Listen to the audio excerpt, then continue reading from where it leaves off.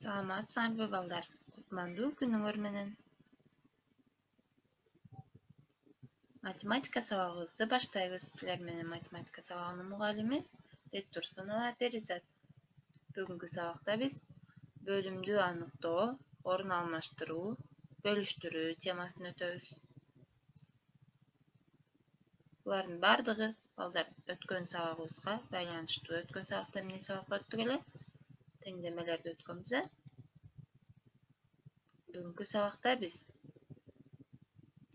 берилген маселелерди шарттарына жараша анализдеп, теңдеме түзгөндү үйрөнөбүз жана аларды чыгарабыз. Теңдемени түзүп баштаганбыз балдар өткөнкү сабакта эле. Анда эмесе кайталап алалы. Кана балдар, табык кылачы. Белгисиз санды камтыган барабардык эмне деп аталат эле? Туюнтмабы. Белгисиз санды камтыган барабардык туюнтма деп аталабы. Белгисиз санды камтыган барабардык теңдеме болобу? Же болбосо белгисиз санды камтыган барабардык тамгалуу туюнтма деп аталабы? Кана балдар, туура таптыңар деп ойлойм. Белгисиз санды камтыган барабардык теңдеме деп аталат. Берилген теңдемени туура барабардыкка айландыруучу сан мааниси теңдеменин жообу деп аталат, чыгарылышы деп аталат, же болбосо тамыры деп аталат. Кана балдар, эстейбиз. Берилген теңдемени туура барабардыкка айландыруучу сан мааниси теңдеменин, кана балдар, азаматсыңар.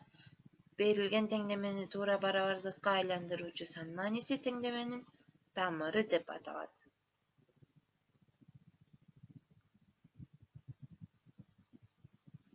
Анда эмесе маселеге көңүл бөлөлү. Карлсон балакайга 3-чү жолу барып, биринчи барганга караганда 3 момпосуйга көп жеген.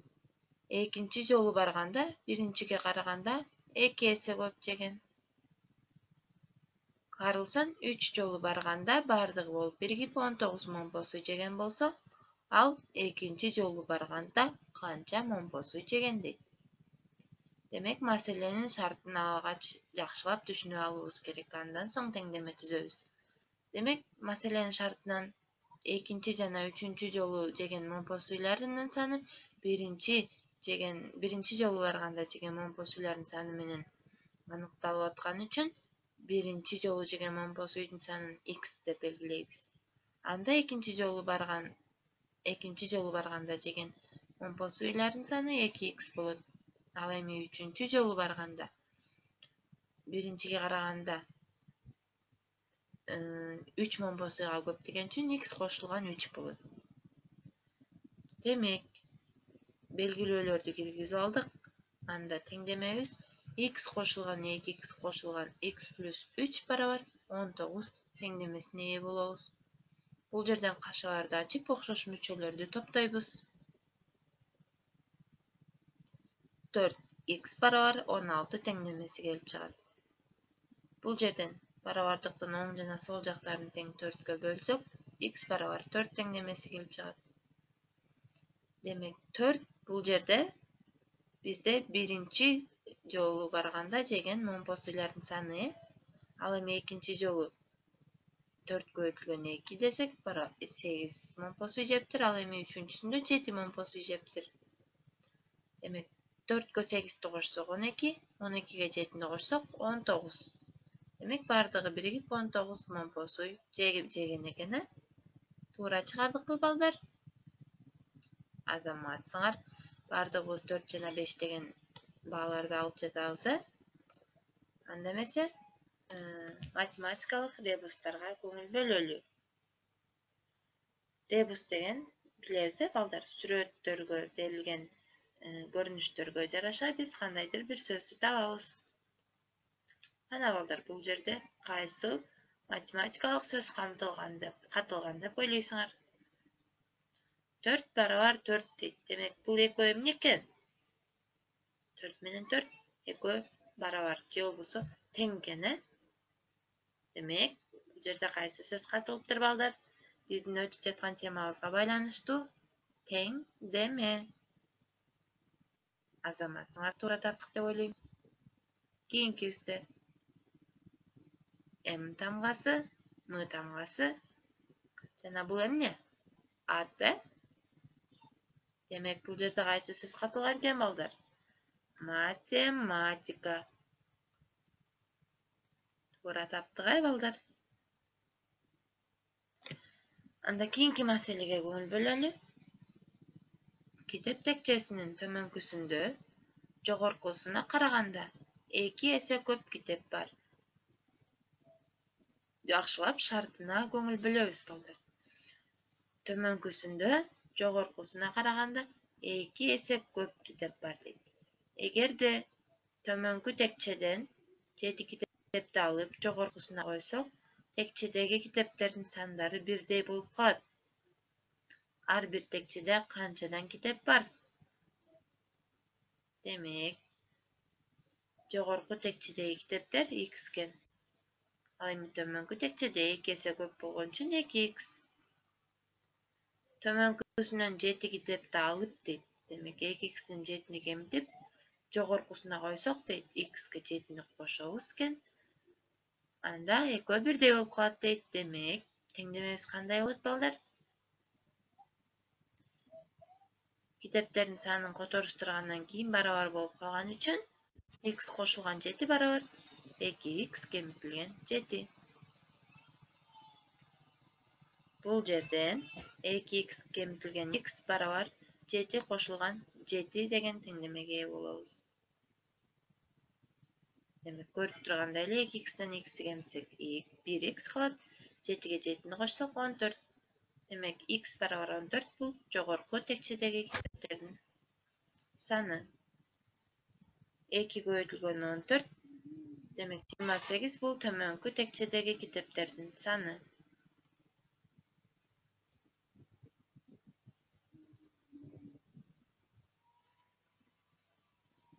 Бардыгы түшүнүктүү болду деп ойлойм, балдар. Анда эмесе биз кроссвордко көңүл бөлөлү. Кана, балдар, суроолорун окуйбуз. Эсептөөнүн башталышы, бирдик кесиндиси жана багыты белгиленген түз сызык эмне деп аталат? Эсептөөнүн башталышы, бирдик кесиндиси жана багыты белгиленген түз сызык эмне түз сызыгы деп аталат? Кана, балдар, 5-класста өтүлгөн материалдын бардыгын эстейбиз. Эсептөөнүн башталышы, бирдик кесиндиси, багыты белгиленген түз сызык, координата түз сызыгы деп аталат. Туура таптык, балдар. Азаматсыңар. Кийинкиси кошулуучулардан алынган жооп. Кошулуучулардан алынган жооп эмне деп аталат, балдар? Бир нече санды кошкондо жыйынтыгын эмне деп атайбыз? Бир нече санды кошкондо жыйынтыгы сумма деп аталат. Кийинкиси, 3-чү. Координата түз сызыгынын башкача аталышы. Координата түз сызыгынын башкача аталышы эмне эле, балдар? Координата түз сызыгын дагы кантип атачу элек? Координата түз сызыгы бул эсептөөнүн башталышы, бирдик кесиндиси жана багыты белгиленген түз сызыгы координата түз сызыгы деп аталат, же болбосо саногу. Азаматсыңар, балдар. Кийинкиси 2,54. 2,54. Бул албетте логикалык суроо, балдар. Кана, ар ким ар кандай жооп бериши мүмкүн бул жерде. 2,54 канча болот, балдар? 2,54. Демек, бардыгыбыз туура таптык деп ойлойм. 50дөн 2 экөө канча болот? 100. 4дөн 2 8.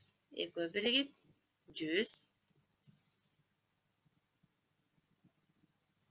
104. Tak balдар. Geçiresiňer. Toora emes jazypyn men.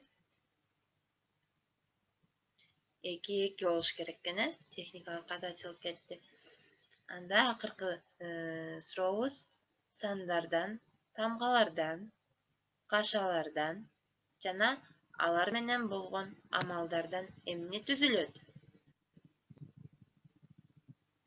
Sandardan, tamgalardan, kaşalardan jana alar menen bolgon amaldardan emne tüzülöt.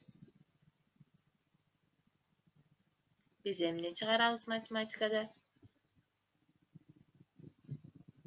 Sandardan, tamgalardan, kaşalardan jana alar menen bolgon amaldardan tuýuntma tüzülöt balдар. Tuura tapdyk dep oýlaýym. Azamatsyňar. Anda emese balдар, teňdemeni ötjetýäse, anyktamasyny gaýtalap ötöýli çygana balдар. Teňdeme degen emneli? Belgisiz sandy özüne kamtygan barabardyk teňdeme dep atalat. Gaýtalaýbys. Belgisiz sandy özüne kamtygan barabardyk teňdeme dep atalat. Al emi balдар, teňdemenin tamyry degen emneli?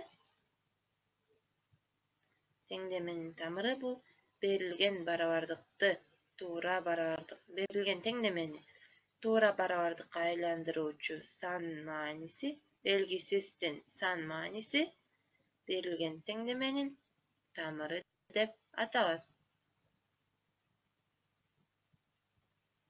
Bardygyny estedik dep oýlaýym. Anda emese balдар, bugünkü sabakka köňül burganyňarga çoň rahmat. Salamatda kalgyla. Üýden balдар bardygyn gaýtalap anyktamalарын jatdaýbys. Jana sizlerge üýgö tapşyrma.